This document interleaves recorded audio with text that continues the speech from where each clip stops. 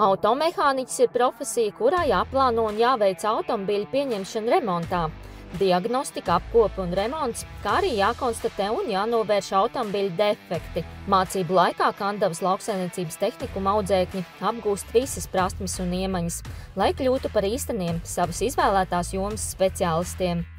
Šeit ir tik daudz tehnikas, tik daudz iespējas. Man arī patīk tas, ka šeit ir tie stendi, kur var apskatīt visu sīkāk, kur nav jāliek zem mašīnas. Tas man ir tāds wow, es nemaz nebiju iedomājies, ka tādas lietas šeit ir. Es esmu apgūst ļoti daudz lietas, bet tās svarīgākās, ko es būtu apgūst, tās ir virsbūves pūlēšana, tad detailiņš, kas ir ļoti svarīgi arī ikdienas dzīvē, vienkārši tīrot savu mašīnu. Tad es esmu uzzinājis vietnes, kur var atrast speciālu informāciju par par visiem automobīļiem, un tas man liekas tāds ļoti labi, kad šeit var to visu apgūt. Man šeit ļoti patīk mācīties. Pasniedzēji ļoti ir pretim nākoši. Ja mēs iekavējam kāds darbs, viņi vienmēr mums nāk palīgā.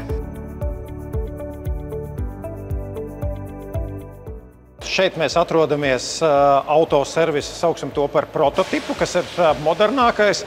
Un šeit notiekās pilnīgi viss, kas ir saistīts ar auto pirmkārt diagnostiku, lai diagnosticētu, kāda mums ir šī problēma automašīnai. Un nākošais ir pilnīgi viss, kas ir saistīts ar remontu, tā ko teiksim ar riepām.